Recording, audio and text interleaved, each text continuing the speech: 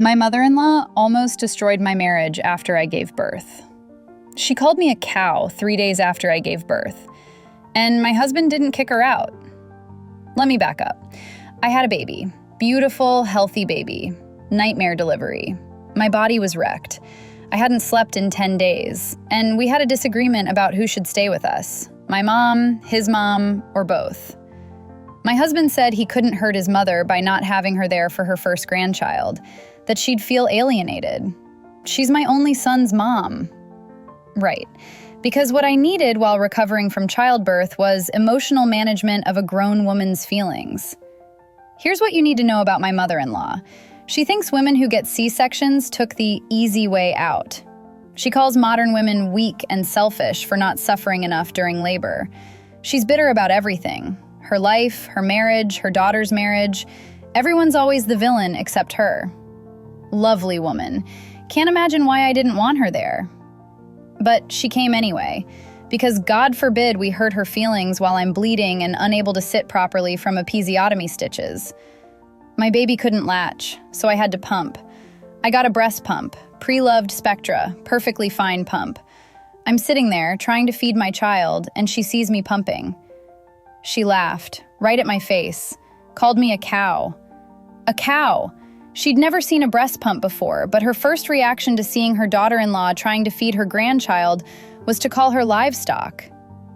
I hadn't slept. My breasts were engorged and leaking constantly. I couldn't sit because of the stitches. My hand hurt from the IV drip. I was grieving my old body, feeling depressed, and this woman laughed at me. Something inside me didn't just break, it died.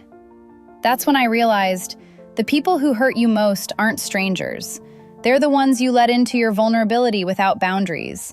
And you know what the worst part was? My husband's life hadn't changed at all. He went back to work.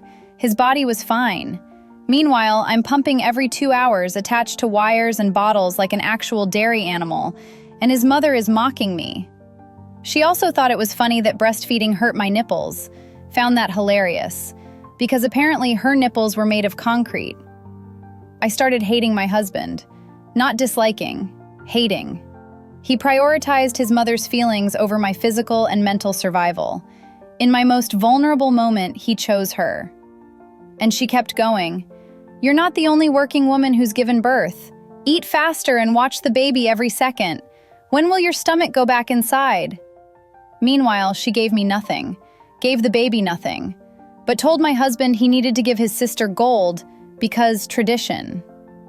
45 days. She stayed 45 days to prove to her friends she served me during postpartum. Every day I pumped in that chair, I fantasized about my marriage ending. My husband eventually realized I was mentally checking out. He got me a wearable pump so I didn't have to sit there like I was being milked. Small gesture. Didn't fix the fact that he let her stay. I broke down after the cow comment. He was furious at his mom, talked to her privately, but he didn't kick her out. And that's when I understood. Being angry at her wasn't enough. He chose protecting her feelings over protecting me. In my most broken state, I ranked second. That's what nearly ended us. I went to therapy. Had to. I uncovered a lot about myself, about boundaries, about what I'd tolerate. And I realized I will judge people by their actions, not their words. Her actions showed me exactly who she is. Someone who reduces vulnerable women. Someone who mocks instead of supports.